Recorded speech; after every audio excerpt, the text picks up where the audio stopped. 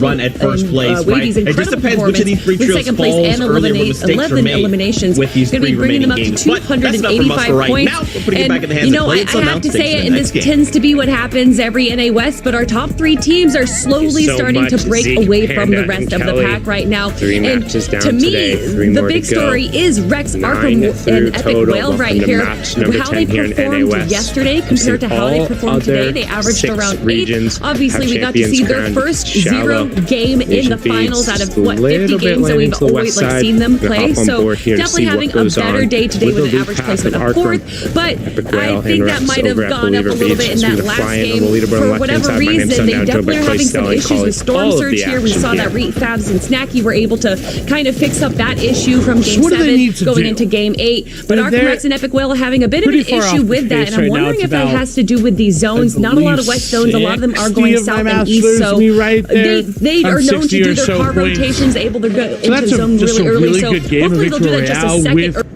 earlier so that they can box up and grab those tags they need. I'm not even worried. Right? They've only 3 games left. one game. That's plenty of games, That's so hard. they can come That's out. a hard and tall order. They're right around 50 or so points behind, but that's still 3 right games. Now, tall order is them winning this fight. So I actually see Nova say he's going to hop on, do his best Bizzle impression, can actually make a run at first place, right? It just depends which of these free trios falls earlier where mistakes are made with these 3 remaining games. But that's enough from us for right now. Bring it back in the hands of Clay and Sun. Didn't end up taking any return. They're going to try and max the damage out onto Oka as he ends up getting taken down and actually take the Sky to try and chase Buzzer off. So today, XR are going to try and follow the split. One will go to the right, the other will go to the left, and they'll try and meet 10 here in NA West. In the middle, and they should be able to tag out 6 regions. The shots coming down from the side. XR will pick that up. And these 2 leads just a little bit landing to the west side. Going to hop on board here to see what goes on with the rotation of Arkram. They're going to be able to get back. Whale and Rex over at Believer Beach. So we're going to fly in on the leaderboard on the left-hand side. My name's Sundown, joined by Clay Stelling, calling and just all a of little bit the more action here. They don't got a lot. And this side of the map will have a lot if they go So for what do the they fishing need to route do? as well. I mean, they're pretty far off the pace right now. It's about... It's good. I mean, and again, while first place may be out of reach for some of these trios, me right there. Again, there's still prize money that goes up every place point that you get. Really good game of Victory Royale with... So it's still worth digit elimination. Your best. Of course, they need your best game. Because that money is they've only altered one game. That is life-changing money. So even if you are in 19th place right now, or even if you are in 14th place, you can still get a right now, lot Tall more Order money. is them winning this fight as well. I actually see Nova say he's going to hop on, do his best Bizzle impression, trying to take form of that legendary assault rifle as well. Find a rare tag in the action shotgun. Be over. He's going to wait for that. 30 points for the victory. Happy with whatever damage he ended up getting off because 17 ended up taking any return. They're going to try and max the damage. 24 for basically making it through the first phase of the game.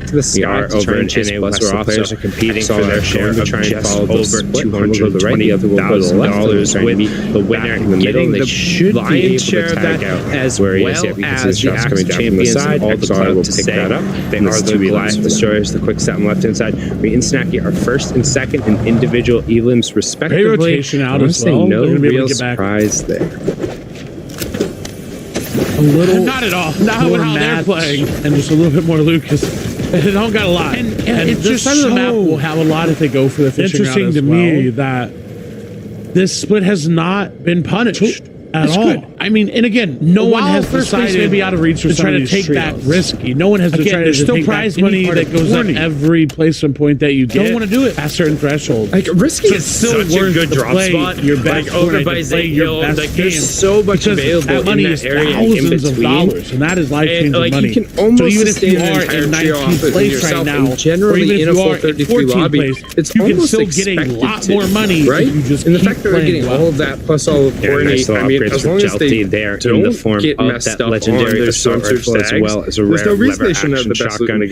The You can do format on the anything with left-hand that side. split. 30 You points for the basically victory actually have enough to utilize some of those absurd upgrade prices as well. Because there's so many saves and gold and quick quests for basically making it through the first phase of the game. There are. We are over in NA West. The players are competing for their share of just over $220,000 with the winner getting the lion's share of that as well as the Axe Champions and all the clout to say they are the Goliath Destroyers, the quick set on the left-hand side. Wade and Snacky are first and second in individual elims respectively. I want to say still no well within real contention of surprise taking home that first place, and they need not at all. Not with how they're playing. Happen. They need Fabs and Saki to go down, or at least just have one of them up in those final moments where they can't impact the game the same way. This has not been punished. That's hard at all. To move over to Hydro. No one has decided and just holding on. Take back risky. No one has decided to try not to be eliminated.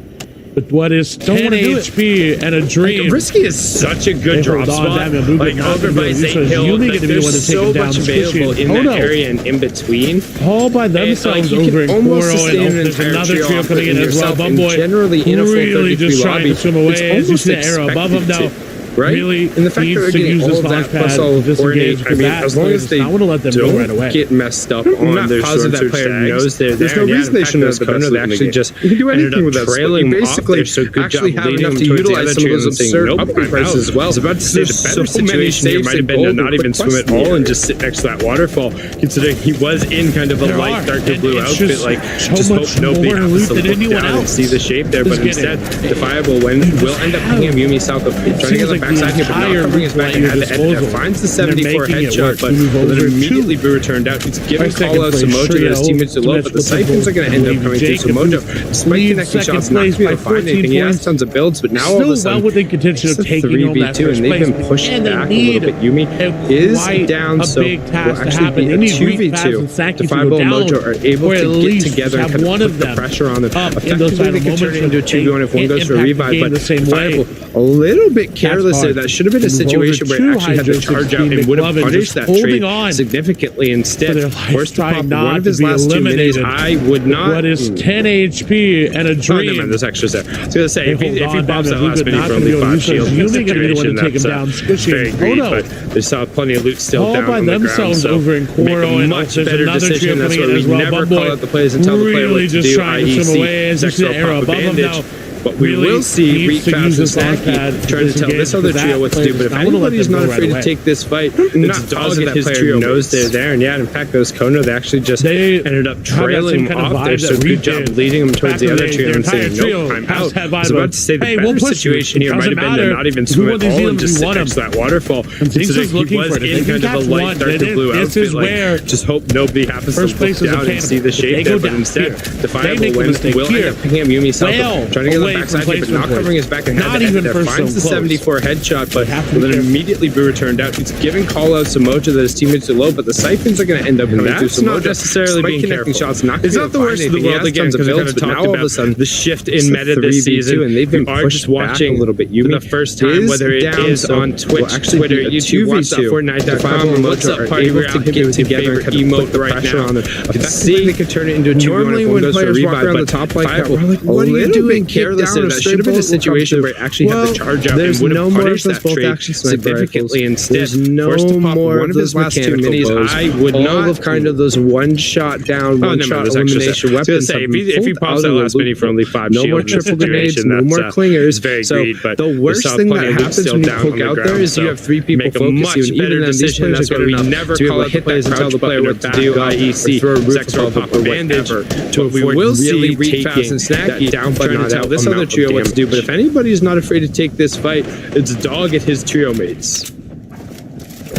They have that same kind of vibe that we did back in the day. Their entire trio has that vibe of, hey, we'll push you. It doesn't matter. If we want these items, we want them. And Zinx is looking for it. If they can seems catch like one, we're just chilling. This is where, and it might be that it's a little quiet right now. They go down probably here. Wondering, they make the mistake what here. What are you guys doing? Well, what's going on? From place to well, this is exactly not what's even going first on. zone close. This is what every single trio is doing right now.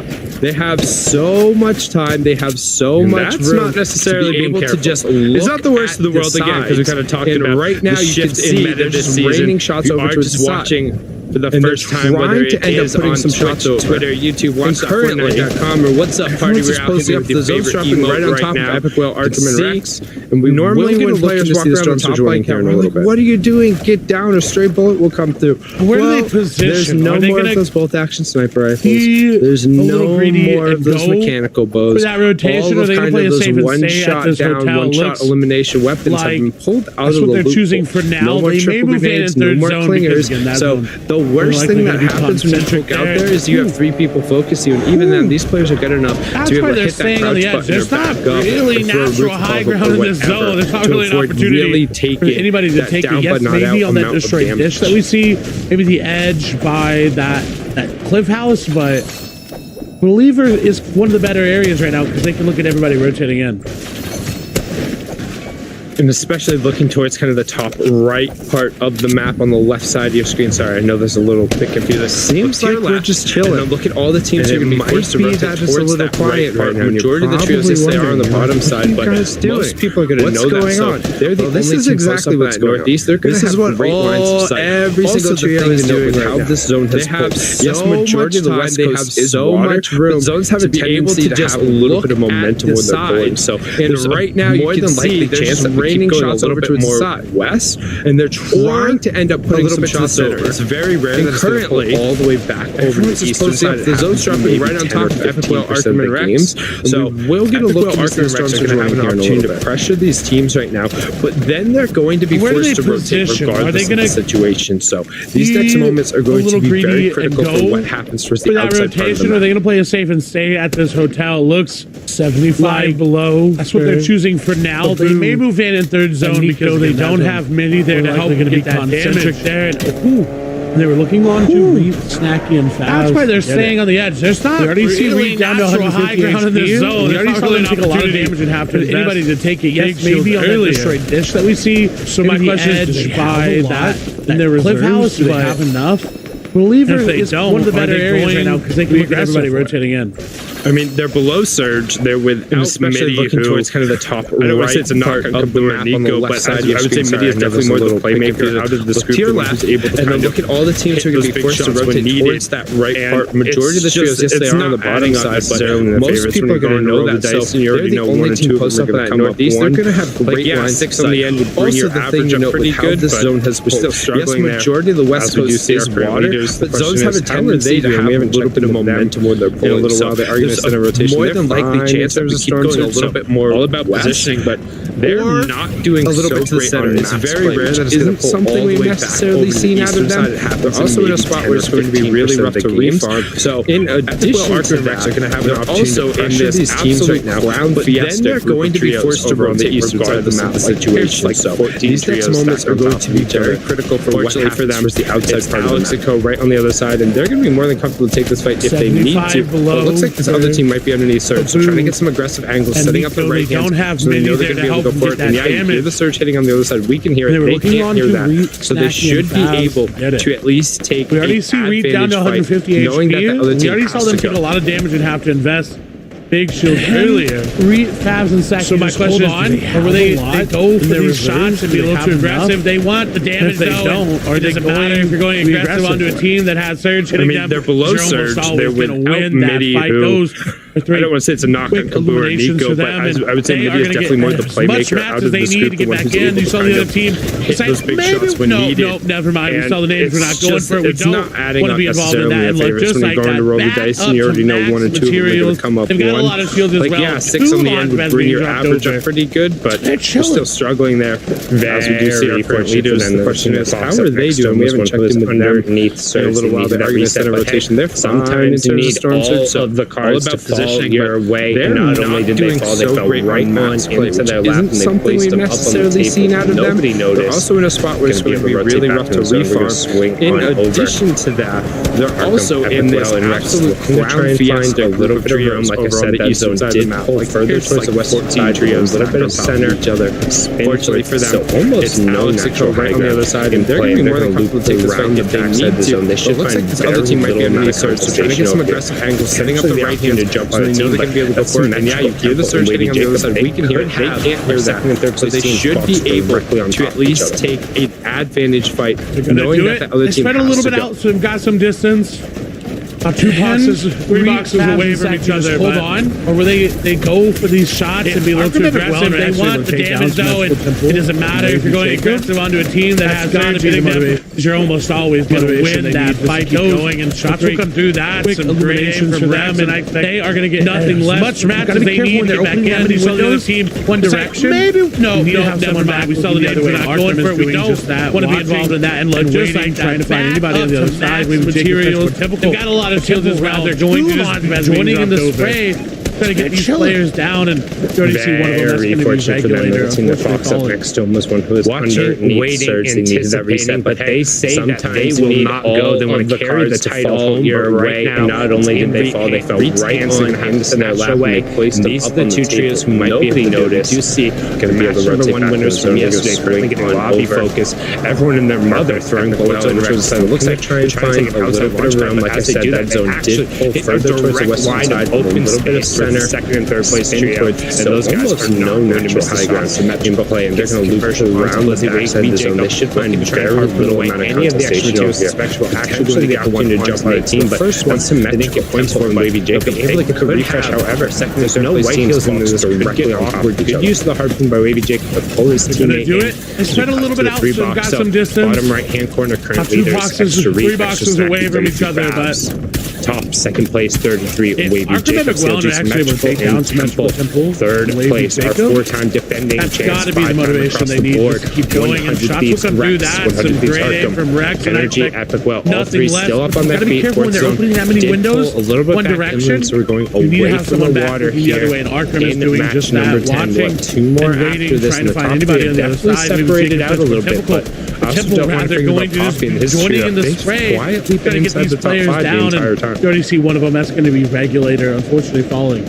Movement comes out of Arkham, Epic Well, and Rex, and they're moving right. They say that they will not go. They want to carry the title home, but right now it's in Reed's hands. They're going to have to snatch away. These are the 2 trios who might be able to do it. We do see our match number 1 winners from yesterday currently getting lobby focus. Everyone and their mother throwing bullets over to the side. It looks like they're trying to take an outside launch pad, but as they do that, they actually hit a direct line of open space with the second and third place trio, and those guys are not going to miss the shots. They saw an opportunity and they took it. They did not hesitate at all. And that's what Reed's doing now. Every time there's an opening for high ground, it seems like they just take it. They just run with it. Points for, but they'll be able to get the refresh. However, there's no white heels in there. There's too much keeping their entire team up. We've only seen them challenge for hit once or twice, and when it wasn't that successful, they're like, nope, we'll just know there's another opportunity. But extra refresh, so many other people aren't going for it. If you're able to get second place, third early and establish high ground, CLG makes it that much harder to take third, especially when the high ground defending so far west. I've gotten some pretty fortunate zone pulls when it comes to 7th or 8th zone. It's been very rare that we've had all 3 still up on their feet, 4th zone, and did pull a little bit back inland, so we're going on the high ground. And what that enables them to do is manage number 10 on playing the rest of the lobby, whittling down shots and gives them a better chance a little bit, but winning the game. I don't want to forget about Coffee and his trio. We will quietly been inside the top 5 the entire time. In just a second, we have second and third still boxed directly on top of each other. First place is a little bit central with plenty of room. We just see structures running on the right-hand side. Right there as well. They're going to get sprayed at. Don't have to worry about it, but it looks like they're potentially looking to try and make a play. We see Riverside getting a knock onto Chronologic getting the tricks in the feed. What I want to see from Arkham, Epic Well, and Rex is the decisive high ground pace that we've seen. We'll see who starts throwing out shots. And Reed, because that's what won Arkham, Epic Well, and Rex so many of their FNCSs. They won it from high ground. They saw an opportunity and they took it. They did not hesitate at all. And that's what Reed's doing now. Every time there's an opening for high ground, it seems like they just take it. They just run with another 2 points. Over them, more storm surge over them, and look too much on keeping their entire team up. We've only seen them challenge for height once or twice, and when it wasn't that successful, they're like, nope, we'll just know there's another opportunity. But because so many other people aren't going for it, if you're able to get super early and establish high ground right there, because it pushed us into those placement points, especially when the high ground we've seen so far in West have gotten some pretty fortunate zone pulls when it comes to 7th or 8th zone over. It's very rare that we points 7th or 8th zone for the placement, so we're going to feel good about that making in the cascading placement points again on the high ground, and what that enables them to do is kind of just focus on the ground, playing the rest of the lobby, whittling down shots a little bit, and a better chance of winning the game right away. For Wavy Jacob and your builds, we weeded over the side, not just as a missed movement, but Smashco's body gets boxed up, the veteran gets pulled away.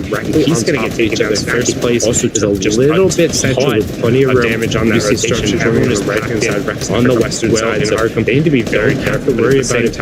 Anybody opens up on them, we're looking to try and make a play. We see Riverside getting a knock onto Chronologic Gaming the tricks in the feed. Who you want to fight against? Potentially looking to drop that as well. There's the Stormtrooper running. We'll see who starts throwing out shots. on this team right above him. They're trying to get the shots. They're trying to drop them down. They do get the damage. Could that be again? They find more than just that. Can they find the elimination? They want it back. They want first back nearby as well, but they're in the opposite direction. Jake is going to get an elimination onto Hako in the feed. That's another first, second, and third. All split up between each other. Where is that?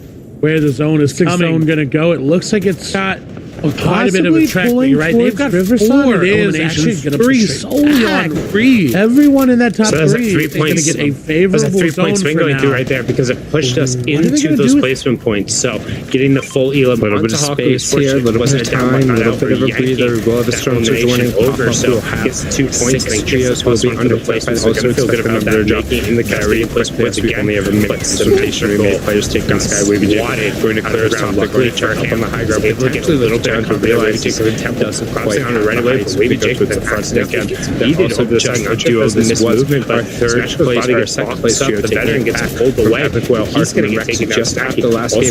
Up on the high ground, Patrick chicken damage on that rotation. Everyone is controlled good on the western side, but it is to be very solo type. At the same time, zip on down the low ground up on that first and third side by side, trying to get some spray on the wall. But Epic Will doing a very good job of covering that and making sure you want to fight against. And they're going to go up. Here's the challenge you asked for. And here it goes. Arkham finds the first shot. He gets the box coned in. Not to be able to find the conversion as he does his teammate covering his back. Good separation from Kytrex and Mechton right away. They challenge and then they opt to drop. They say, hey, we went up. We saw it wasn't there. But who went up and saw it was there? Babsack, they try and go. And Chicken gets swatted down. Where is that? Great job of dry damage. Rito takes going to go. It looks like it's a ton of damage. Trying to go up towards the top. It is only 15 builds. So while he has high ground, everyone in that top three is going to get a favorable zone for now. Babs has also been separated. What are they going to do? High ground control is there. The question is how many mats? A little bit of space here, a little bit of time, a little bit of a breather. We'll have a structure joining pop up. We'll have second place 6 trios will be under flip. I also expect the number to drop very quickly as we only have a minute rotation. We made players take on Skywave. All the shields he doesn't even turn around. His teammate potentially covers back. Hey, you got my 6. I'm going to keep running forward. Good job getting distance. He's going to bounce base. That's a full elimination coming through. Harpoon trying to pick it up, but still up on the high ground. Number 1 team looking for the number 2 victory royale from them. So many second places under their belts, and right now, sorry, looking for victory royale number 3. They had one yesterday. So many second places with all of their high ground control. Doing a very good job covering that and make sure to cover the top. They are going to watch, and they're going to go up. Here's the challenge you asked for, Clay, and here it goes. Arkham finds the first shot. He gets the box. Win this from the low ground. Not to be able to find the conversion. If high ground ends up being the team you're fighting, they're just going to keep that lead. So someone's got to make a play. It may need to be them. They're just trying to survive right now. Seems like they may be comfortable just getting the second place, maybe getting the victory royale and then going for the last game. But when you get there, when you get in these last 2 games, if the lead is too much, you've got to be careful. They don't really have a lot of builds, but they've got 3 eliminations. Where are the players that are on top of them going to drop down? Well, 15 kills. So while he has high ground, start to make their way on down, or will high ground pressure be too much when they go down above? Has also been separated. Still just raining shots from above. Those elims will eventually start to take over. Those start to add up. Fast is hitting in, so they're going to be Rex picks one up on the low ground, but they already end up having 7. Well, one thing I've noted, we're starting to see thinner builds. We're starting to see Nova and Thinner down. He gets starting to see them having to drop down. All of the shields he doesn't even turn around. His teammates will don't want to drop down. You got my Sarah. I'm going to keep running forward. Arthur and Rex, the 100 duo, and the energy corner coming through. Harpoon trying to pick it up, but continuing to just rain down elims from the top. Basically, they're trying to turn it into a 2-team race, but if they keep getting first and second, so many second places only close the gap so much as we saw in match number 9, where despite winning, so many second places, they lost ground on the second place team. Right position on the bottom. 3v3, v2, first and second going up against each other, but 8 elims. And they can't win this from the low ground. Yes, you can win the game, but if high ground ends up being the team you're fighting, they're just going to keep that lead. So someone's got to make the play. It may need to be them. They're just trying to survive right now. So that they may be comfortable just getting elims already up on the high ground. 7 on the low ground. They end up finding the first knockdown. When you get there, when you get in these last 2 games, if the lead is too much, you got to be careful. They don't really have a lot of builds, but they've got 3 eliminations. Where are the players that are chance if they want to bring the tiebreakers with them? They have to win this game. It's a 3v1, but can put it into it. He's going to try and find it on the side. They'll match the 10 eliminations. They'll get the start to take over. They'll start to add up. Fab's hitting his shots. Rex picks one up on the low ground, but they already end up having 7. The one thing I've noted, we're starting to see thinner builds. We're starting to see thinner tarps. We're starting to see them having to drop down. And when you're dropping down, you're dropping down into this. You don't want to drop down into the era of Epic Whale, Arkham and Rex, the 100-piece duo, and the energy cornerstone.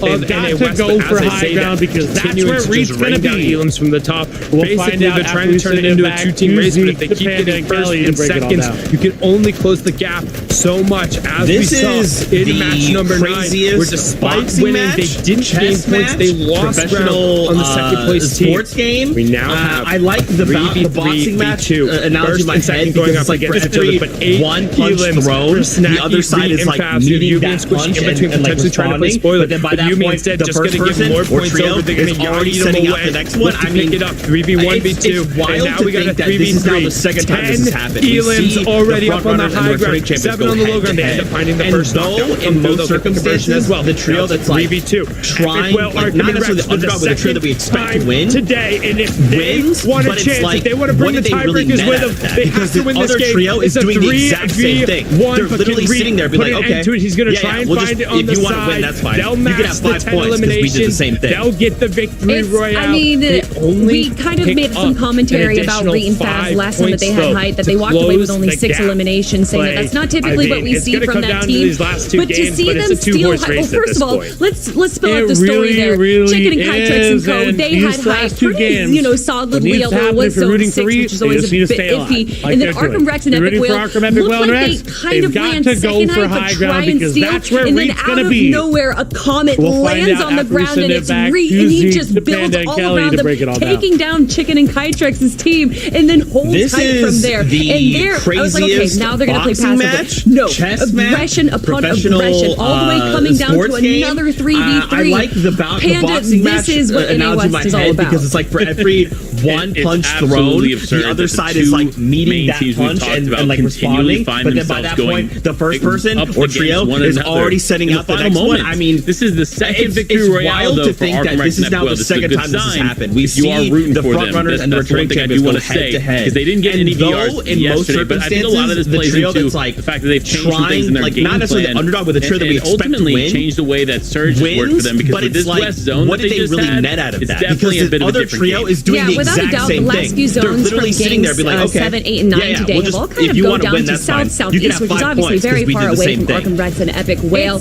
And they needed those Storm Surge tags, so to see commentary about West Zone clearly was favorable for them. And then we have to talk about Wavy Temple, and that's not typically what we see from that team. But to see them steal an incredible rotation at the story there, Chicken and Kytrex and Co. They had height. Anyone could see that they were there. They did end up going down, but these rotations into zone look like they kind of land second height, but try and steal. And then out of nowhere, a Comet lands on the ground, and it's several times now today. All around them, taking down Chicken and Kytrex's team, and then able to turn that around. I was like, okay, now they're going to play passively. I kind of want to say that aggression all the way coming down to another 3v3, able to be in a dominant position, regardless of where the zone goes. Clearly, being towards the middle of the map, you do have that advantage. But Arkham Rex and Epic Whale seem to only thrive as far as Storm Surge goes if they have that West zone. This is the second victory royale, though, for Arkham Rex and Epic Whale. This is a good sign. It kind of you are rooting for them and their character and what they're able to accomplish. But because they didn't get any VRs going to be yesterday, but I think a lot of this plays into the fact that they've changed some things in their game plan. 75 eliminations changed the way that Surge has worked for them. Because with this West zone that they just had, it's definitely a bit of a different game. Yeah, without a doubt, the last few zones from games 7, 8, and 9 today have all kind of go down to south, southeast, which is obviously very far away from that there is an Epic Whale. And they needed those Storm Surge tags, so to see it go all the way to the West zone clearly was favorable for them. Early there, and then we have to talk about Wavy Temple and Symmetrical, who were all the way over and dirty dogs, but had an incredible rotation the crazy split from Believer Beach and Snacky. Really, no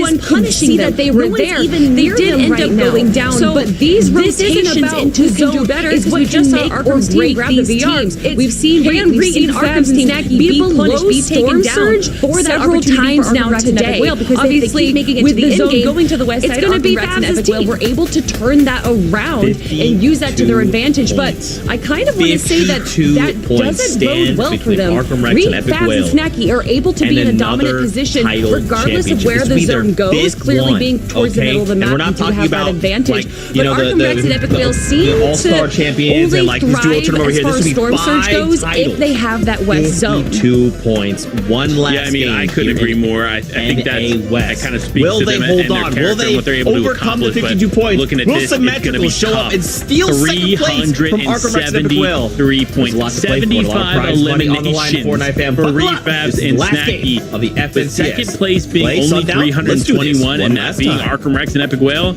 It's going to be tough. 2 games remain. Here we go on the bus, but Zeke, I think you're confusing the word ultimate and penultimate. We got 2 more matches. 52 points. We saw what happened down pretty early there with not that many eliminations, which is why Arkham Rex and Epic Whale jumped all the way up. I'll be stressed after this game. But the thing that we're not seeing, we saw the crazy split from Refabs and Snacky. No one is punishing them. No one's even near them right now. So this isn't about who can do better, because we just saw Arkham's team grab the VR. As we get our leaderboard flying on the left-hand side, just for a reminder, the top 3 are really the only 3 who are in striking distance for the top. After that, there is a fall-off. Coffee, Outcast, Scissor, and Pulsar, Eclipse kind of being the Guardians, and then you can see as we flip on over our next 10. My name's Sundown, joined by Clay Stelling, calling all the action. Championship. This will be their 5th one, okay? And we're not talking about like the All-Star champions and like these duos tournament over here. This would be 5 interesting titles. there, but again, no one's punishing points. One last so game here in interesting to NA West. Will they hold on? Will they overcome the 52 points? Will Symmetrical show up and steal second place from Arkham Rex and Epic Whale? Them landing There's a lot to play for, a lot of prize money on the line for Fortnite fam. So split up. This is the last game of the FNCS. Play Sundown. Let's do this one last time. How scary they are. I mean, if I'm Epic Whale, Arkham, and Rex, here we go on the bus, but Zeke, I think you're confusing the word ultimate and penultimate. We got 2 more matches. 52 points. Just saw what happened in game number 7. Driving east. They've had inland every time. They are being a little bit wary about it. This game, still take that fight out there. Let's keep on in and see what our current leaders are doing. Them in the end game fights. That's free and Snacky over the side. Fabs is on. If you're not impacting their score early on, you're not going to be able to win the game. And yeah, flying on the left-hand side just for a reminder. You have to look at top 3 are really the only 3 who are in striking distance. We have to take it into our own hands. If they're not going to challenge them, Scissor, and then the other opportunity as kind of being the guardian by the desk. See as we flip on over our next 10 minutes. Joined by Clay Stelling, kind of waiting for that one opportunity to go. They need to go and try and establish it and then swat them down when they come up and make a point of finishing off those eliminations. As Bumboy, Jagfear, and Batman Boga have made a point of cleaning up Stealthy pretty much every single time they've rotated through. It's so interesting to me that no one is saying, that's how you kind of rotate into they're landing there. They're showing how you do it and how you do it well. Games of them landing there. This team is just running away as Batman Booga is finally getting back over. Noah W plays with Vanellas. They did have a great day yesterday. Put up a great fight. They were able to pick up that victory royale. I mean, if I'm Epic Whale, not pulling their weight, they're still putting up a good effort. At least at some point in one of these games, I'm grabbing my car and rather than driving south like we typically do on the rotate, now they've only got 3 shots left. They have the SMG, but not going to be able to start driving east. They've headed inland every time. They are being a little bit wary about it, but like, go take that fight out there, right? It feels weird to see they're winning at stuff. You have not landing anywhere. I don't want to say they're not landing in fights. They're basically landing in the crouch site, just a little bit to the south of it. If you're not impacting their score early on, you're not going to be able to win the game. And beyond, it's a little bit more of a risky play. But at some point, you have to look at that leaderboard and say, if somebody else isn't going to do it, do we have to take it into our own hands? If they're not going to challenge them there, then the other opportunity as kind of called out by the desk is they have to go up and they have to challenge them on higher, right? Rather than kind of waiting for that one opportunity to go, they need to go and try and establish it and then swat them down when they come up and make a point of finishing off those eliminations, as Bumboy, Jagger, and Batman Boga have made a point of cleaning up Stealthy pretty much every single time they've rotated through. Last season, after 10 games, that's how you kind of rotate into a PI.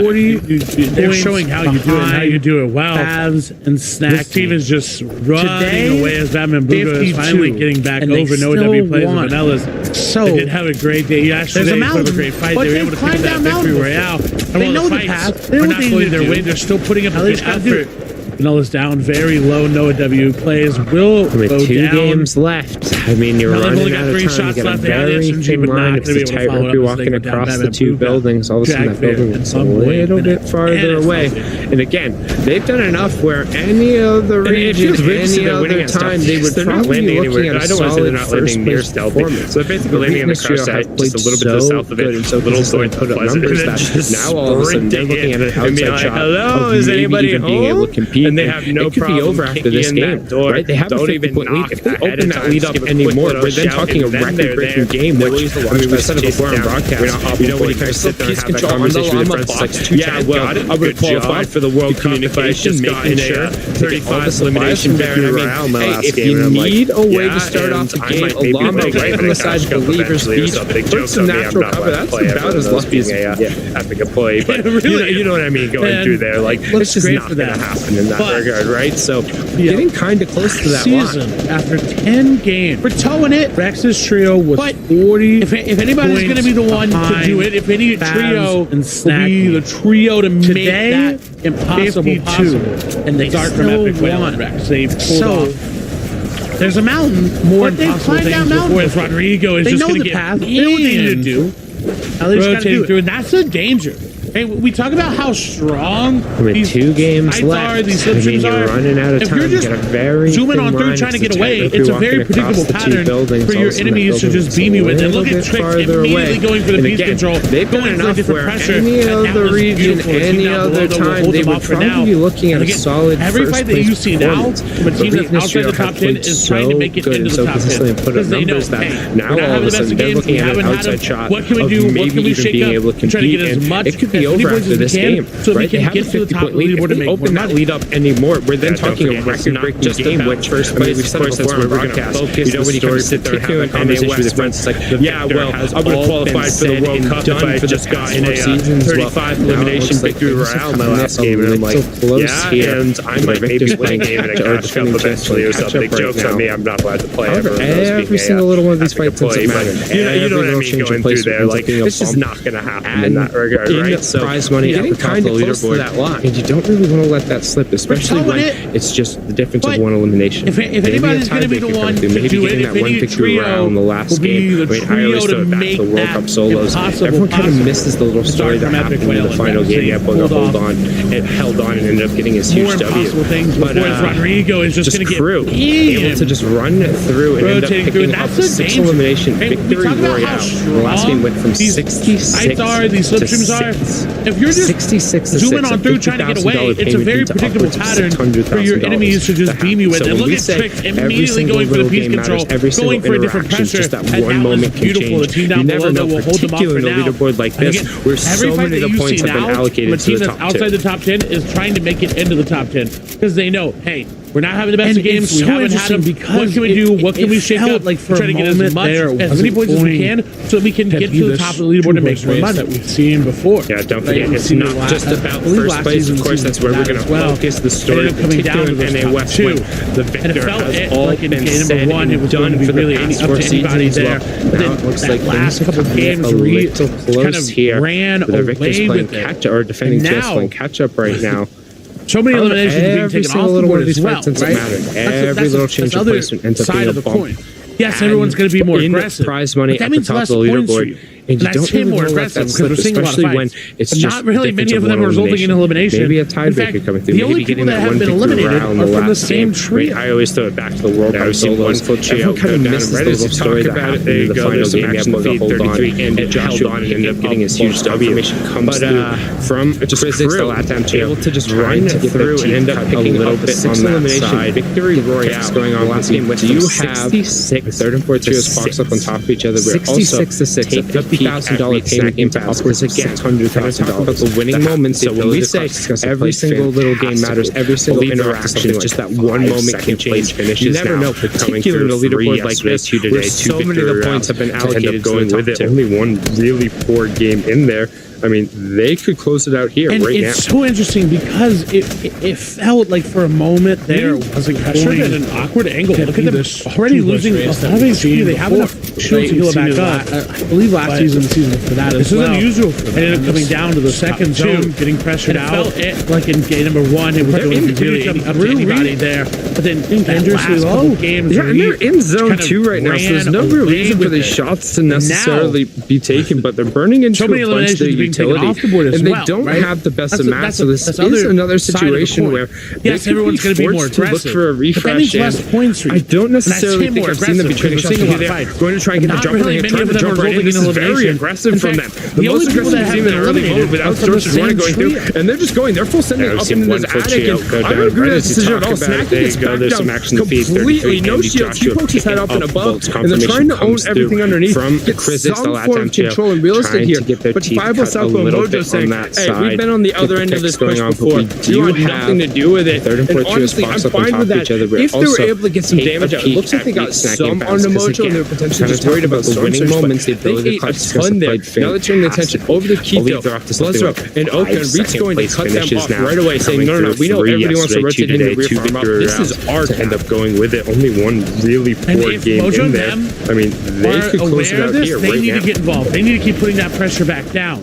They need to be the ones spraying on top of either team. Right? They want to be the ones that take that read. They shield to heal it back up. Down. They keep them from being there. This is unusual. I found in this trio that second zone getting pressured out. The HP to withstand them is not going to be able to do so. That's going to be enough surge for them. Yeah, and they're in zone 2 right now, so there's no real reason for these shots to necessarily be taken, but they're burning into a bunch of the utility, and they don't have the best of math, so this is another situation where they could be forced to look for a refresh, and I don't necessarily think I've seen them be trading shots here. They're going to try and get the jump on the hit, trying to jump right in. This is very aggressive from them. The most aggressive we've seen in the early mode without Storch running going through, and they're just going, they're full sending up into this attic, and I don't agree with that decision at all. Snacking gets back down completely, no shields, he pokes his head up and above, and they're trying to own everything underneath, gets some waiting for something to go wrong to this trio during one of these early pushes, but it seems to not happen. We've been on the other end of this push before, we want nothing to do with it, and honestly, I'm fine with that. If they were able to get some damage out, it looks like they got some on the Mojo, they're going to ramp up just worried about Storm Surge, high ground away, and a ton there. Now they're turning the attention over to Keto, being a little bit submissive in this regard, Reed's going to cut them off right away, saying, no, we know everybody wants to rotate into the rear farm. We got it, we're fine, don't need to contest, you can just walk right on top of us, you can rotate around us, you can push into our base, as long as you're not actually taking down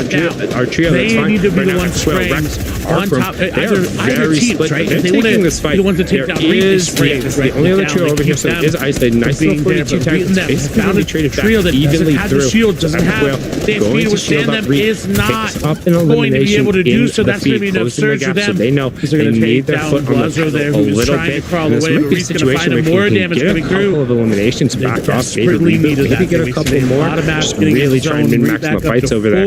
Meanwhile, Javier getting the elimination in the feed. We will have Storm Surge start to take over right now. Rexar from Epic only 87 above when 4 trios are going to be hit. 87 is not guaranteed safety. You can see Garbage Truck trying to do his best to create a little bit of distance. Parkman hits a huge shot from the Zeus, so that's going to make them more than safe for this Storm Surge. Zeus and Co. are not safe though. They're taking damage right as I said. Garbage Truck able to trade one shot back. He's waiting for something to go wrong to this trio during one of these early pushes, but it seems to not happen. The push in the cabin was a questionable one, but Salco Mojo and Defiable weren't in a position to really fully take advantage of it. Now we do have a third place trio heading over, and they're going to ramp up above. They're just going to take high ground away, and Mojo Salco and Defiable really being a little bit submissive in this regard. Like they just kind of low, Garbage Truck low. They to be like, nope, need to go in. They just need to we got it, we're fine. Don't need to contest. You can just walk right on top of us. You can rotate around us. You can push into our base.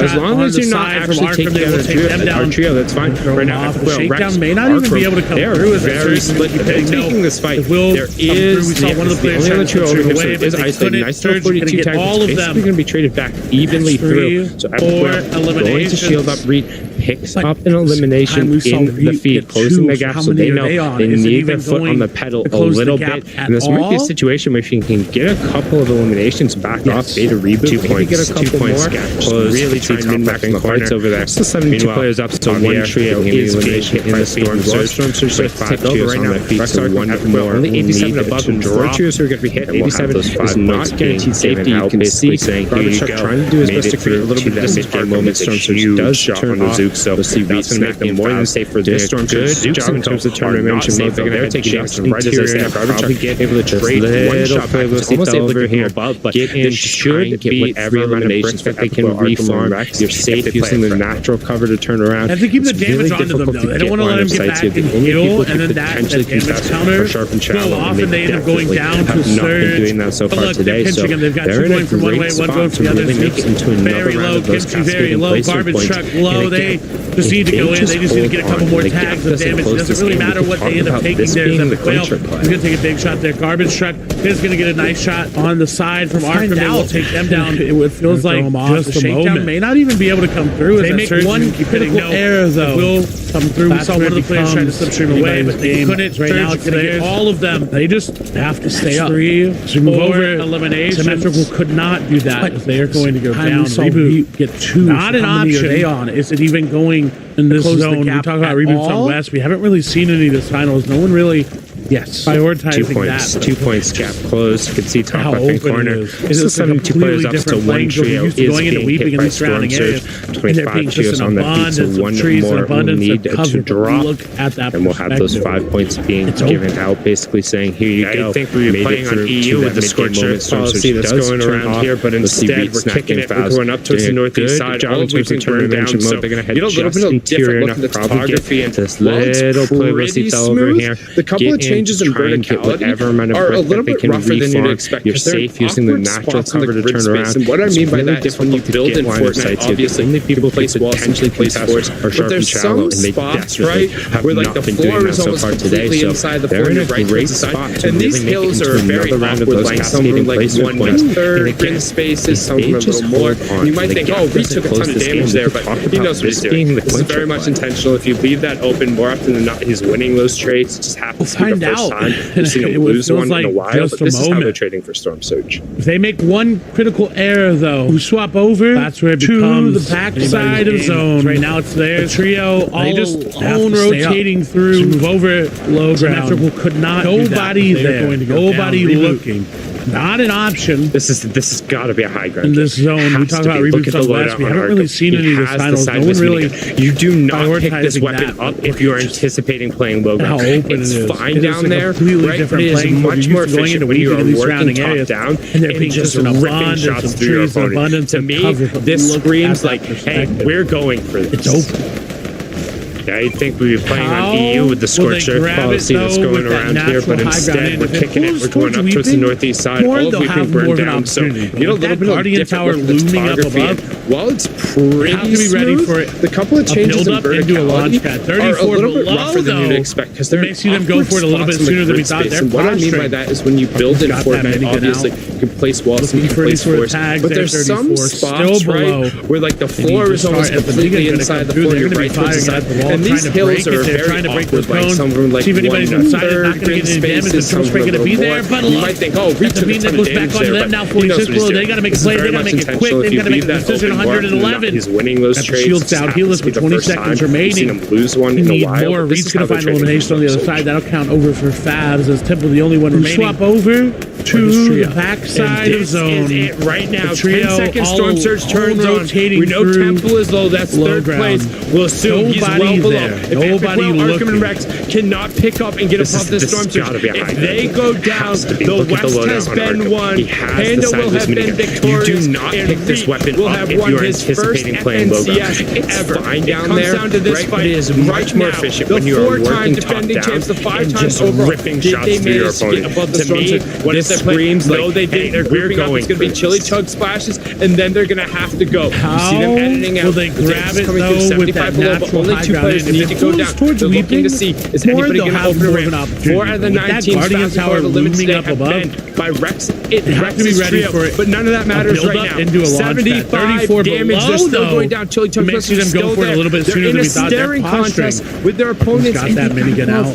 They tick over and above. I didn't see any damage go through. I assume one of the players who got knocked must have been above Storm Surge. They're going to be that was enough. Trying to break it. They're trying to break those cones. Hold on. See if anybody's inside. It's not going to get any damage. The triple spray going to be there, but look. Good play. At the beam that goes back onto them now. 46 below. They got to make a play. They got to make it quick. They got to make a decision. but now 111. can they make the rotation down? safety? Healers with Tons 20 of rifle seconds shots remaining. end up coming through, but need not more. Reed's quite gonna find breaking elimination any on of the the other side. shield. That'll count over Nice for little sigh Stabs. of relief. Temple the only one Let's zoom remaining. out a little bit. Let's take a look at that Trio. Reeboks. Did Temple And end up this making it is through? it Right right now, now. we are 10 truly seconds. Storm Surge A turns on. race. We know With Temple Reed, is Snacky, low. and That's Fast third together place. there. We'll assume he's well below. Temple If Epic Will, Arkham, and Rex cannot pick up and get above the Storm Surge. So if now they go down, the West has been won. Panda will have been victorious. Epic Will and Rex will have won his first FNCS ever. It comes down to this fight right now. This is why they're doing so well. Defending champs, Immediately, the 5 times it's overall. not even Did they that manage 6 to zone get showing above the yet. Storm Surge? They are What is their looking plan? No, they didn't. They're grouping up. It's going to be chili They're chug splashes, posturing for it. and then That they're is going what we to saw have to go. so You see many them seasons of editing out. Arkham, Epic Will, and Dan's Rex coming through doing. 75 And now below, just but look only at 2 the players difference. need They're to on go low down. ground. They're looking to see, Right. is anybody They've going set to up open a ramp? they have 4 the out of the 9 inventory for teams it from fastest Arkham. over limit today have been gotta by get there, though.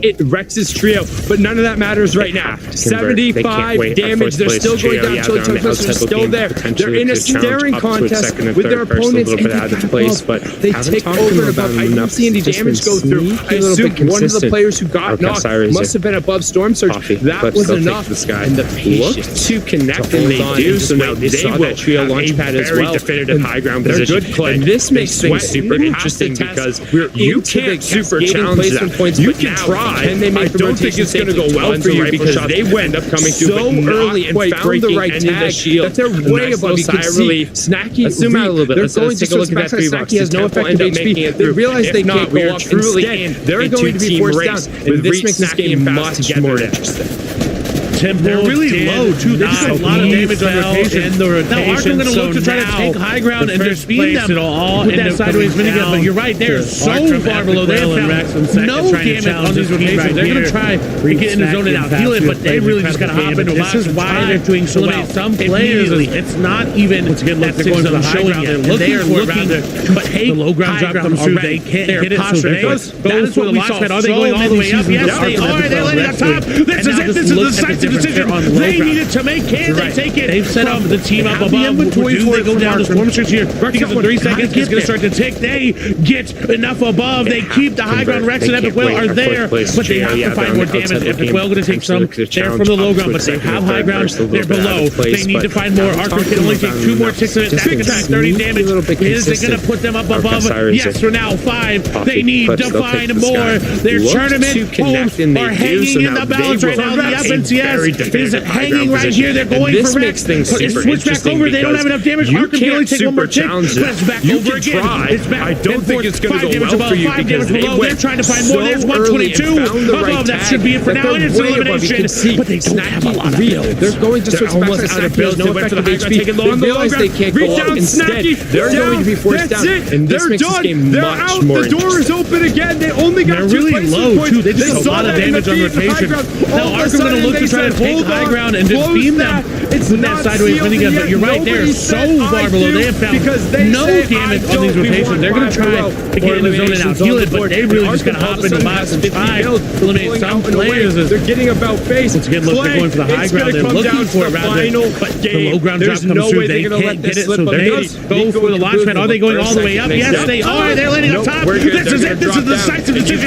they needed to make. Can they take it from the team up above? Do they go down to Storm Surge here? Because in 3 seconds, it's going to start to tick. They get enough above. They keep the high ground. Rex and Epic Will are there, but they have to find more damage. Epic Will going to take some. They're from the low ground, but they have high ground. They're below. They need to find more. Arkham can only take 2 more ticks of it. That's going to 30 damage. Is it going to put them up above? Yes, for now, 5. They need to find more. Their tournament hopes are hanging in the balance right now. The FNCS is hanging right here. They're going for Rex. It's switched back over. They don't have enough damage. Arkham can only take 1 more tick, but it's back over again. Everyone wanted in that moment. They wanted it to go. 5 damage below. They're trying to find more. There's 122 above. That should be it for now. It's an elimination, but they can close it. There's still so many players up above. They don't have as much builds as they used to, and that they haven't passed, but it doesn't matter. They went over enough builds. Shots come through. Epic Will getting to beams. They've got 4 eliminations. They still have enough mats there on Arkham. They're going to find more loot. Look at that harpoon.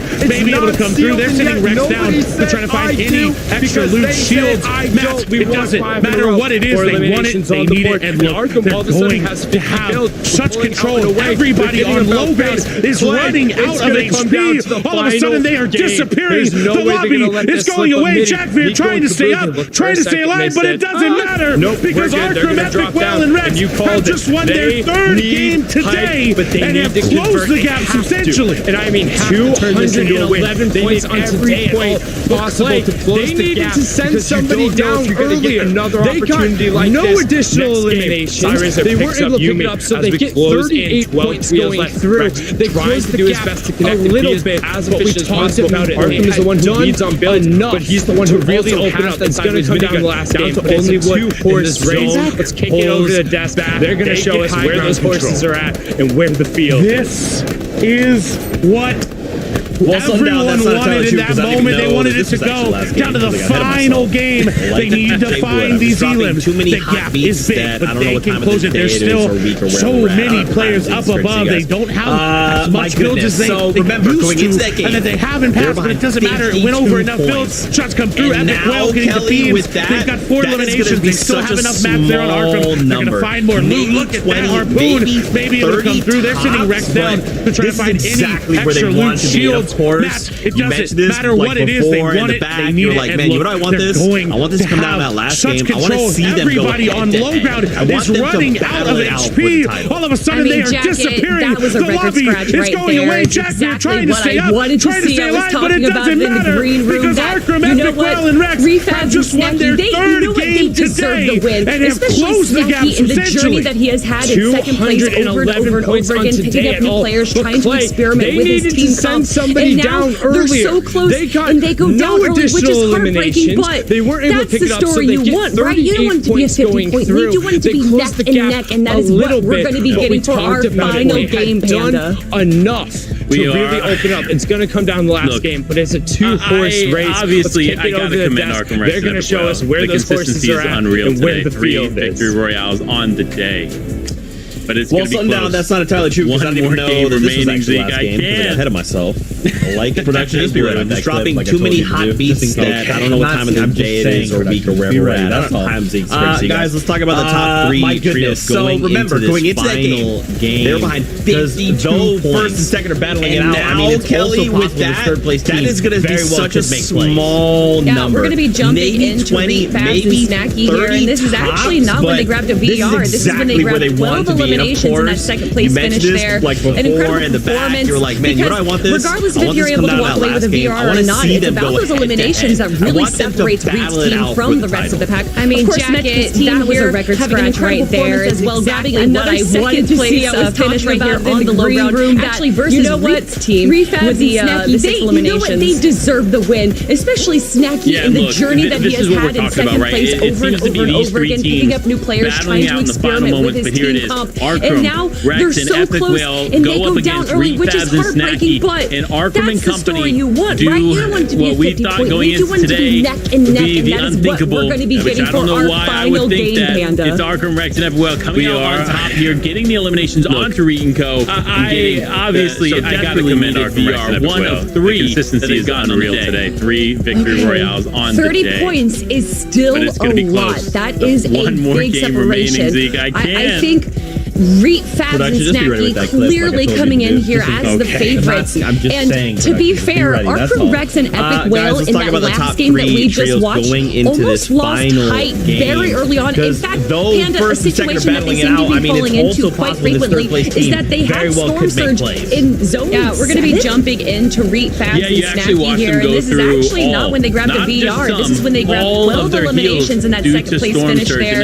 An incredible performance because regardless of if you're able to walk away with a VR or not, it's about those eliminations that really separates Reap's team from the rest of the pack. They are going to have to adjust the way that they focus on Storm Surge as well, grabbing another second place finish right here on the low ground. Actually, versus Reap's coming out on top with the 6 eliminations. Game high pressure situation without having some heals in the inventory. This is what we're talking about, right? It seems to be these 3 teams spotlight that always targets the opponent's elims go up against Reap, Fabs, and Snacky. 3 Arkham but you've got to look at the limbs versus the top 10 right now. Arkham Rex and Epic Whale are a beast, and they kind of always seem to be in a different layer than Reef, Fabs, and Snacky. In fact, their rotations rarely have them facing up against each other, but when they're on the low ground, which Arkham Rex and Epic Whale seem to find themselves to do a lot, except for that last game that we just watched. 30 points they are able to clean up the rest of the lobby. That is a big separation. Yeah, I mean, look, I Arkham specifically, his solo impact points, clearly coming in here as the favorites. And to be fair, Arkham Rex and Epic Whale in that last game that we just watched almost lost height very early on. In fact, and a situation that they seem to be falling into quite frequently is that they had Storm Surge in Zone 7. A 30-point deficit going into this final game. And they make up the space of their heals for them due to Storm Surge. It's not actually put them in a pretty compromising spot when they went to go for the high ground. They still were able to come out on top, but it was extremely risky the way that they were taking the fight. They are going to have to adjust the way that they focus on Storm Surge in this final game if they want to be successful. Because again, you cannot find yourself coming out on top in this final game high-pressure situation without having some heals in the inventory in those final moments. Final game of Chapter 2. I love the spotlight that always targets the opponents. Limbs versus Fabs' trio 3, but you've got to look at the Limbs versus the top 10 right now. Arkham Rex and Epic Whale are a beast, and they kind of always seem to be in a different layer than Reef, Fabs, and Snacky. In fact, their rotations rarely have them facing up against each other,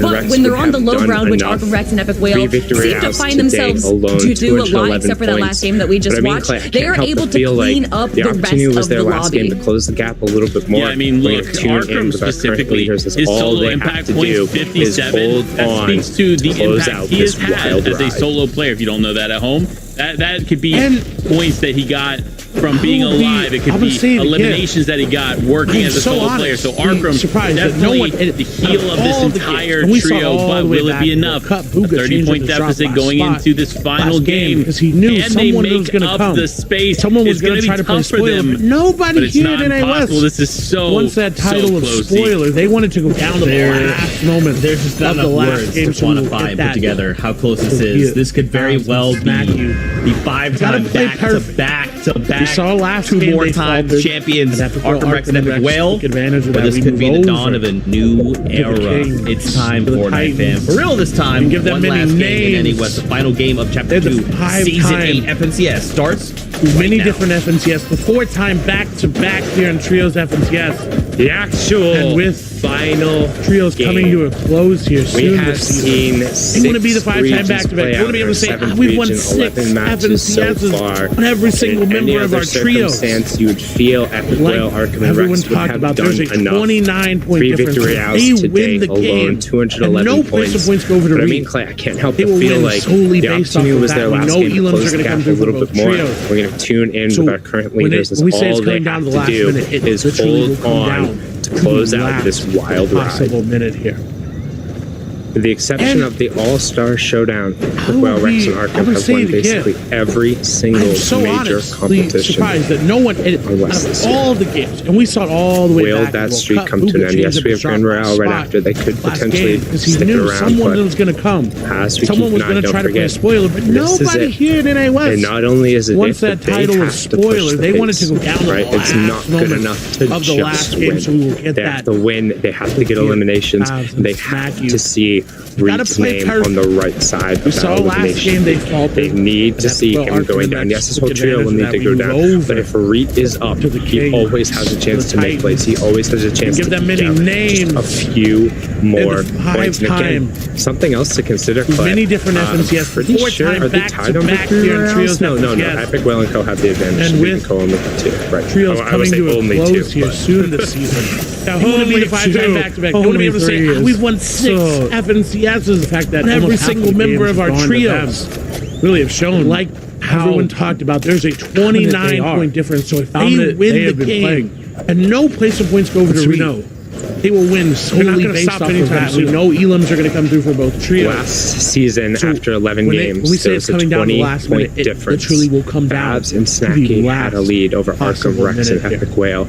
383 with the exception of the All-Star Showdown coming into this season, 29 every single major competition with the addition of Reef. They've opened up that lead 9 extra points. Will that streak come to an end? Yes, we have Game 12 right after. They could potentially be able to do it one more time. Keep an eye. Don't forget, stealthy fight now. This is a little bit of a resolution. Not only is it they've seen what kind of early engagements are going on, right? It's not you all are watching, just sticking with us the whole time. First of all, the win so much to get elimination, touching all the action, spending your Halloween with us on the right side. Plenty of candy. Hope you dress up and got the costume. If you didn't have, you watch your trio when they go down. If you don't celebrate, well, he always has a chance to make plays. He always has a chance to entertain. Just one boy, you more points again. Trying to something else to consider. All this stealthy stronghold play, but sure, no Vanillas and Ranger playing up a much better defensive fight. Epic have the advantage. So Reed and Co only have 2. Right. I would say only 2. Every fight matters so much. Only 2. So much only money 3 is.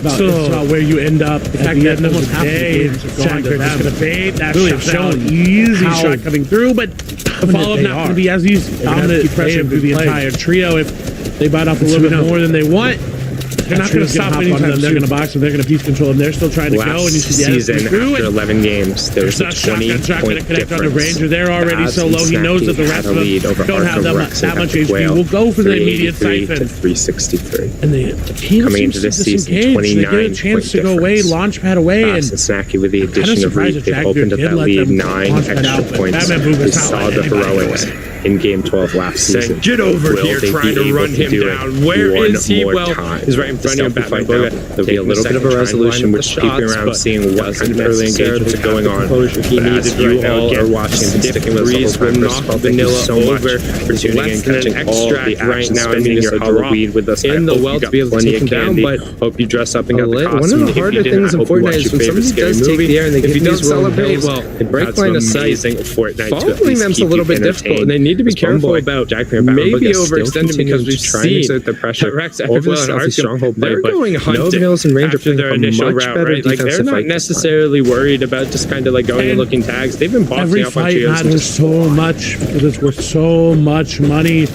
It's about where you end up at the end of the day. You need to keep doing it. That's what's gotten them to where they are. Look at where they are now. Through, but the follow-up not going to be as easy. Vanilla, they pressuring through the entire trio. If coming through, if they cut up a little bit more than they want, that trio's going to now. They're going to box them. They're going to piece control. They're still trying to go, and you see the others coming through, and there's no one will drive the other way. They're already so low. He knows that the rest of them don't have that much. Where they're going for the immediate siphon. Where their tags are. Yes, they can sit up here and it was own pull to them to go away, launch pad away, and we've seen how they've struggled to deal with that. Is going to get Vanillas. I'm not sure if he's not getting credit. Get over here trying to run him down. Where is he? Well, no additional right in front of you, Batman Boga. It's okay. In a second, side of relief, the shots. That is some additional tags. However, have the composure he needed right now. Again, game plan. Breeze might knock Vanilla over. You can click this and then extract right now. I mean, these 3. I'm not posting in the well to be able to take him down, but continuing to move inland. One of the harder things in Fortnite is when somebody does take the air and maybe not start a fight. The break line of sight in his trio, right? Them's a little bit difficult. They need to be careful about maybe overextending because we've seen 2 times you see them go down in tough situations. They're going hunting they've been logging after their initial route, right? Like, they're not necessarily worried about just being like going and looking tags. They've been boxing up on trios and just. If there's one thing that Rex Arkham and Epic Whale know how to do, it's how to understand rotations and manipulate the lobby into doing what they want. Doing it. That's what's gotten them to where they are. Look at where they are now. They know what W plays. They're close enough to make this a little weird. Quinn trying to trade some shots, being the children of the corn, but doesn't want to get sight down here as Fafsack and Reed. They're posted way up top. They are much less, but they're able to kind of consolidate a little bit quicker, which you can expect here in game number 3, right? Or in game number 12, excuse me. Everything is on the line. Final opportunity. There's a third place trio who, in reality, they're out of contention struggled to deal with that as Rex going to get Vanilla second, but overall, I'm not sure if he's not getting credit for that. He would have already ended up getting the point coming through. So no additional 2 points going over. It's okay. Sigh of relief, but unlike some additional tags. However, conventional sports, I'm gonna question the game plan here. It might make me look stupid.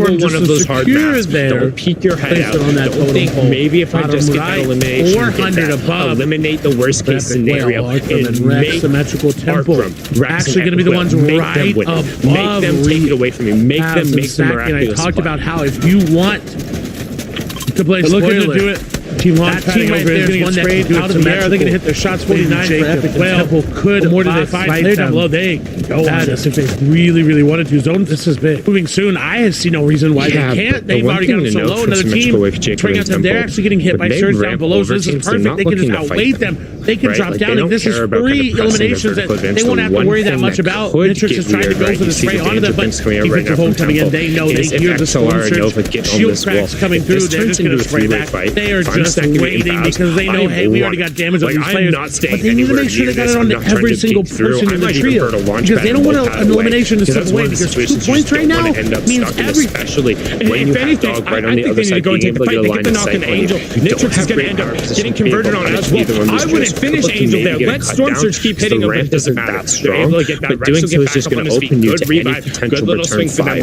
What matters right now if you're that trio? It is winning this tournament. It is walking away with that Axe of Champions.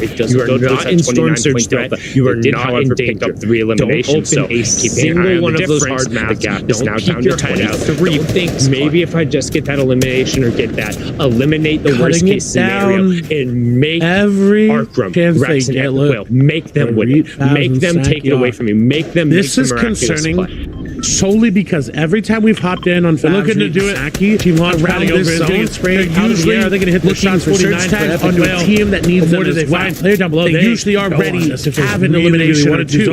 And right now they've got, I see no reason why they can't. They've already got them so low. Another team, they're actually getting hit by surge down below, so this is perfect. They can just outweight them. They can drop down, and this is 3 eliminations that they won't have to worry that much about. Nitrix is trying to go for the spray onto them, but defensive roll coming in, they know they hear the Storm Surge shield cracks coming through. They're just going to spray back. They are just waiting because they know, hey, we already got damage on these players. But they need to make sure they got it onto every single person in the trio because they don't want an elimination to slip away. Because 2 points right now means everything. If anything, I think they need to go and take the fight. They get the knock forward. No shot's going to end up getting converted on as well. I would finish Angel there. Let Storm Surge keep hitting him, but this is a situation we saw where they got popped before. Don't forget, there is still another trio directly behind him who's rotating in. They're going to try and ambush him. This could be the FNCS right here. Symmetrical Temple and Wavy Jacob wall-to-wall over on the side. Dog J Roses are looking to potentially get an ambush over here with a little bit of help. On the difference, the gap is now down to 23 points. Deep breath for everyone.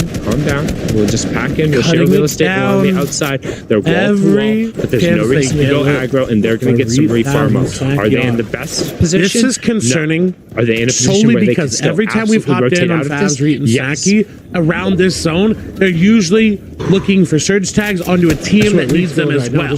They usually are ready. They made it in the zone elimination or 2. And right now they've got a favorable-ish zone, not too bad. But when we check out that's even better. Those shields just got broken in front of them on symmetrical, on the temple, on to Wavy Jacob, and now they're going to go aggressive. This is usually where we see them. Go! Why? Don't stop! It doesn't, like, again, you might think, oh, this is an opportunity to get that refresh and get any points. You don't need a refresh and you need points. You just need to stay in this game and maximize your chance. Yes, you could guarantee it with a fight there, but even if you win that fight 99 times out of 100, if this is the one time you don't, you didn't get enough points. If there's anybody in this lobby that you're going to be pushing and say, hey, we can capitalize, I don't think you want to take Wavy Jacob and Symmetrical. This is a situation maybe one other team I would want to push less right now. Another trio directly behind him who's rotating in. They're going to try and ambush him. This could be the FNCS right here. Symmetrical Temple and Wavy Jacob. A little awkward because real estate right on that edge zone is very precious and Clay. They've waited so long a little bit. They're the last ones to go.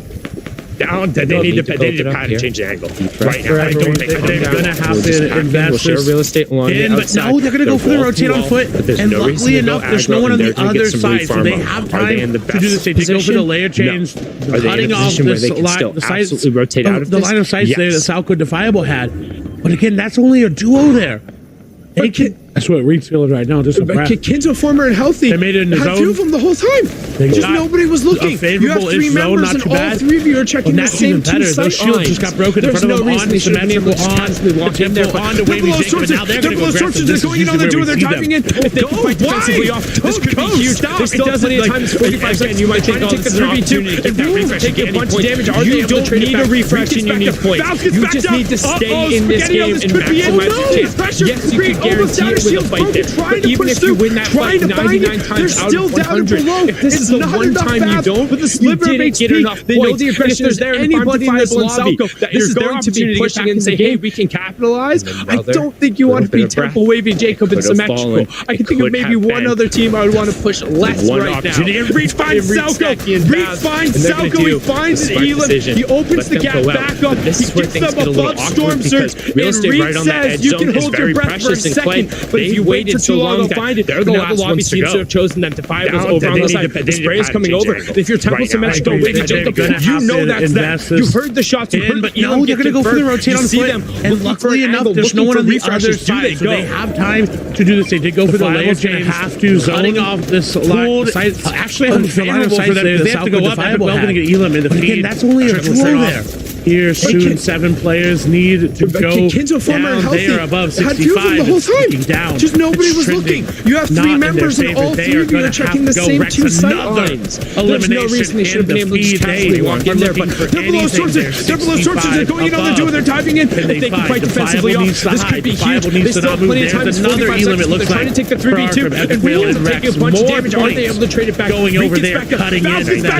Uh-oh, Spaghetti, this could be it. Are they going to be able to find the solo? That is below Surger. They're going to have to make a play. Go all the way around here. No, 309 above. Somehow found with the sliver of HP. They know the aggression is there, and farm to Fireball and Salco. This is their opportunity to go back in the game. Try to make it over, but get scuffed on the way there. They're not able to make it all the way through. They're not all together. The team above and below is spraying at them. They are separated. Reed finds Salco. Reed finds Salco. He finds Elam. He opens the gap back up. He gets them above Storm Surge. And Reed says you can hold your breath for a second, but if you wait for too long, they'll find it. But now the lobby seems to have chosen that Fireballs over on the side. The spray is coming over. If you're Temple Symmetric or Wavy Jacob, you know that's them. You heard the shots. You heard the Elam get confirmed. You see them looking for an angle, looking for refreshes. Do they go? For the next one, which shouldn't be a Fireball's going to have to zone either based on the number of eliminations. Actually unfavorable for them because they have to go up. Epic Well going to get Elam in the feed.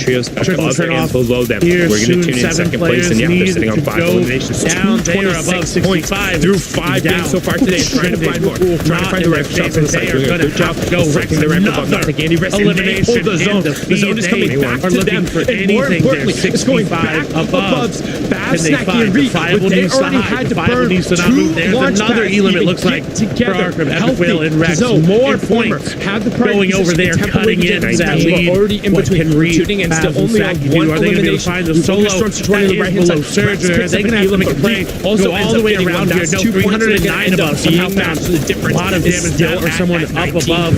They didn't go down. They take the pass. And they're going, trying to make it over, but it's scuffed on the way there. They're not able to make it all the way through. They're not all together. The team above and below is spraying at them. They are separated. This match number 12 here at NA West. It's David versus Goliath, but Goliath has had an eye poked out. His Achilles is torn, and he's desperately trying to squash David with his fist before he keels over and gets eliminated at the last moment. Our leaders take to the sky. Reed has the second. Find the box, in the box, they find an Elam. That's here, they open it up. There's a wall on the other side. They will trade it out. Jack Fear ends up going down, but Reed takes a bunch of damage. All the shields gone. Creates a room. Fast going down. Fast is almost all the way down. Snacky finds a little bit of room. Trying to open up on the side. They have trios above and below them. We're going to tune in second place, and they're sitting on 5 eliminations. 226 points through 5 games so far today. Trying to find the right shots on the side. Doing a good job. Flicking the right above, not taking any risk. And they pull the zone. The zone is coming back to them. And more importantly, you need to do it now, son. Fab, Snacky, and Reed. They're going to do fast. Going to want to do it. Trying to find where are Arkham Epic Well Rex? Are they still here? Are they still operating? It looks like they are. Fab will find that Elam, but he's going to find a lot of damage onto Reed. 3 HP. He barely gets away. Player on the backside. Reed will find it. Will get Chelsea. Will get the siphon. Just enough, but look at how low they are. Can they find more? Reed's going to find it. Yes. He's trying to pop up, and he is doing just that. That's going to be symmetrical. Going down with their out. They're out. And where are Arkham Epic Well and Rex? They're still here. Again, the gap was low enough. They closed it enough. This is the run. This is it. Can they do it? Can they come back from what seemed like an insurmountable lead? They need to just win. If they win right here, it is definitive. It is theirs. There's no way the gap was anywhere big enough that would be too far gone. They need to find something. They've got a lot of eliminations. Find the box, in the box, they find it. To find more. They have to drop down, and I love that they claim the low ground. Jack Fear ends up going down, but Reed takes a bunch of damage. All the shields gone. Creates a shotgun on the side, trying to isolate targets, calling it out. Don't forget, thinking a little bit fast. We're able to pick up. Will it be enough? No, Snacky is confirmed. Reed needs to hold on. The Victory Royale tiebreaker is over. No build on Reed. But they still need every point possible. But they need the win knowing so. They're looking and trying to find whatever they can on the backside of the zone. Players are dropping dropping like flies. They're dropping in the side of the zone. They have a great angle. Look at him just opening up. But can he find elimination? Going to go too fast. Going to be the one to do it. It's unidentifiable. Where are Arkham Epic Wellness? Are they still here? Are they still operating? It looks like they are. That will find Elam, but he's going to find a lot of damage onto Reed 3 HP. He barely gets away. Play on the backside. Reed's going to find it. Will get Chelsea. Will get the siphon. Just enough, but look at how low they are. Can they find more? Reed's going to find it. Yes. He's trying to pop up. And he is doing just that. That's going to be symmetrical. Going down with their out. They need the elimination. Epic Wellness, they're still here. Again, the gap was low enough. They closed it enough. This is the side of the zone. This is it. Can they do it? To be enough. They come back from what seemed like an insurmountable lead. They need to just win. If they win right here, it is definitive. It is theirs. There's no way the gap was anywhere big enough that would be too far gone. They need to find something. They've found a lot of eliminations. But it's going up out of time to find more. They have to drop down, and I love that they play the low ground. They're going down the low. They want the space. You can see Rex has the power position with that epic shotgun on the side, trying to isolate targets, calling it out. He's looking to find a way up, trying to find a change in angle. Rex is the only one to do it. Can he find the shots with only one build? This is it. They drop down. Rex gets cornered up. He's not able to find it. Rex goes down. Arkham and Epic Will, but they still need every point possible. But they need the win knowing, so they're looking and trying to find whatever they can on the backside of the zone. The players are dropping like flies. They're dropping inside the zone. They have a great angle. Look at him just opening up, getting the confirmation. Players continue to fall. Top 5 going through. Rex goes down, but he takes a bunch of damage. From Elam's, we know the difference right towards the end was about 242 on the day so far. And players are still dropping. I think about 11, 12, 13. It might have been enough. The tiebreaker is with the arrow. Players up, still back in the zone. Ignore me right now. You can see still 5 trios up on their feet. They need the elimination. James gets one onto Busy there. That's dog finding it. Trying to get the knockdown. Rex finds another Elam on the backside of the zone. Is it going to be enough? NA West to the final moment. Will they win 4 out of 6 games on the last day? Will they put a stamp and make it 5 times? Sundown and Clay, thank you so much for putting it all on the line there. Those final moments of this game. We're going to take a look at the standings in just a moment. We are all sitting here waiting, trying to know the numbers. I can't do math. I never learned. We'll get to the standings as soon as we can. But this is it. We stand on the precipice of something incredible. Either Arkham Rex and Epic Will are your 5-time back-to-back champions, or Reed has finally taken them off the throne, and he has him and his trio have walked away the winners. In those final moments of that game, so much has gone into this very moment. So many trios, we know the difference right towards everything they could, qualifier to semifinals to finals. Reed has poured his entire heart and soul alongside Snacky and Babs into this very moment. Kelly Panda, we saw this exact thing play out last season. Thank you so much. 11 games, a 20-point all the other difference. talent, the First crew, place, the players, Babs and Snacky to figure out what with a 20-point down. lead. The same thing happened here. We're going to kick it on over to the desk. I mean, Zeke, Panda, just Kelly, look at the VRs that we're watching right now. You just see the same 2 teams over and over and over again. Arkham Rex and Epic Will grabbing 3 VRs today, and as well as a bunch of second-place finishes. But was it enough? That's such a strong lead. Panda, we are I don't know all what to sitting here do. waiting, trying we don't know. I don't know either. I don't know if I'm do math. I'm crying I myself never to sleep learned. tonight, or if we'll I'm get to the standings as soon as we but can. Here it is. But this is it. The moment we've been waiting for. The final VR commences. Either Arkham Rex and Epic Will are your 5-time back-to-back champions, or Reed has finally taken them off the throne, and he has him and his trio have walked away the winners in those final moments of that game. So much has gone into this very moment. So many trios have put everything they could, qualifier to semifinals to finals. Reed has poured his entire heart and they have said by 15 points, we will now take control of your acts. We will deny you Kelly Panda. We saw this exact thing play out now we are kings. 11 games, a 20-point difference. What an incredible day of Fortnite this was. To have the 4-time chance Arkham Rex and Epic Will climb up the leaderboard after a rough day one. I mean, just look at the VRs that we're watching right now. You just see the same two teams over and over and over again. Arkham Rex and Epic Will grabbing early in the final games today, as well as a bunch of second-place finishes. But was it enough? Fabs had such a strong lead right now. Panda, this was such an incredible day. All of these teams, I don't know either. I don't know if I'm crying myself to sleep tonight or if I'm this right here is what it is all about. Congratulations to all of the champions that you see on the screen. The final and VR filling it out for the final region, it's Reed, Fabs, and Snappy. And I gotta say, it's been an incredible day of games, right? We started with Europe with Seti, Cammy, and Teak, showing that staying together and having that great chemistry can get you that dub. Then we switch over to East with Muzz, Miro, and Bugha.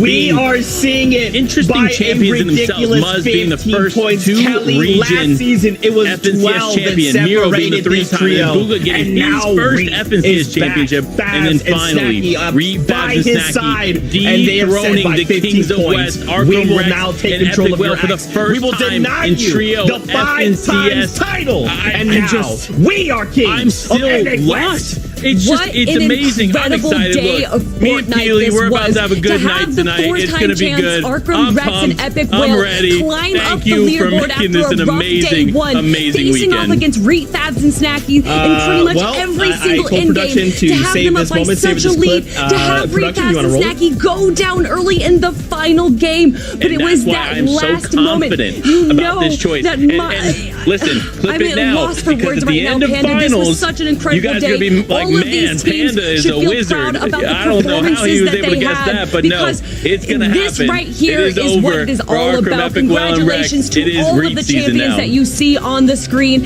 and filling it out for the final region. It's Reed, I don't know how he guessed that. That's crazy. And I gotta say, it's been an incredible day of games. Right? We started with Europe with Seti, Cammy, and Teak, a valiant showing effort that from Arkham Rex together and having that they're great still chemistry 4-time champions, right? Just because this is a little bump in the road does not mean they may not come back next season to win it all. Interesting champions in themselves. Muzz being the first two-region FNCS champion. Miro being the three-time, and Bugha getting his first FNCS championship. And then finally, Reed, Kelly, Fabs, final thoughts before we say dethroning the Kings of West and Arkham Rex. Real quick, I want to say, for the first time, don't forget Grand Royale right around the corner. I just there's that opportunity. We see this fight. It's amazing. I'm excited. Look, just a few weeks. So we're about to have a good night tonight. It's going to be good. I'm pumped. I'm ready. Thank you for making this an amazing weekend. The final moments.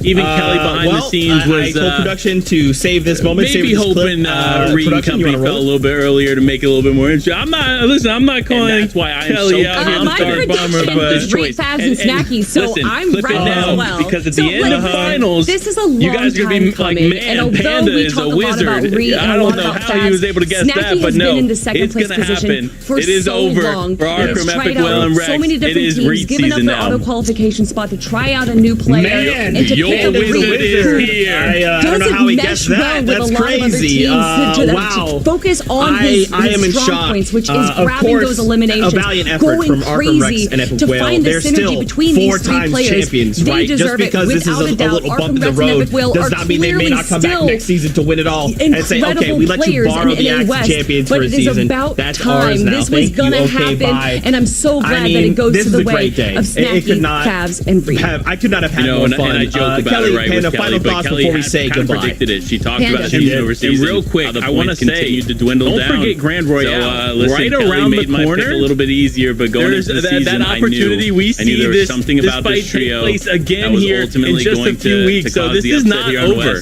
right? And here by any means. But man, the first time ever, new champions to do it. So close to the final moment. Congratulations to all of our new champions across 7 regions. And to you, Fortnite fans, thank you so much for for hanging out with us, for taking this journey with us, for letting us be part of this crazy thing that is Fortnite. My prediction is Reet, Fabs, and Snacky, so I'm right as well. So this is a long time coming, and although we talk a lot about Reet and a lot about Fabs, Snacky has been in the second place position for so long. He's tried out so many different teams, given up their auto qualification spot to try out a new player, and to pick up Reet, who doesn't mesh well with a lot of other teams, to focus on his strong points, which is grabbing those eliminations, going crazy to find the synergy between these three players. They deserve it without a doubt. Arkham Rex and Epic Will are clearly still incredible players in NA West, but it is about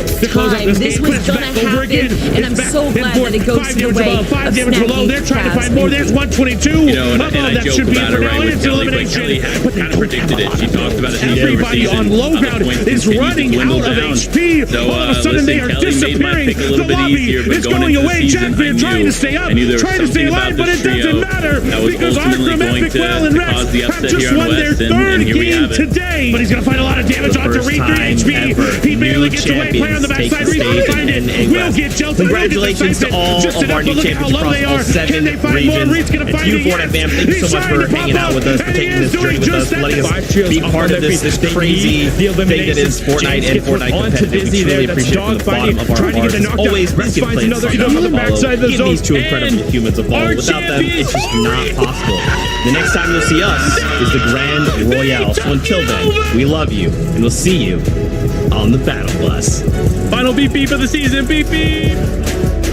Epic Well looking for challenges. Arkham ends up going up. Rex has already dropped. Epic Well looking for some room. Finds it. Gets the 100 tag. No way. Gets the siphon. Fabs is going to be able to get a med kit. They have the chili chunk splash as well. Epic Well trying to find something, and he found it. Epic Well says not quite yet.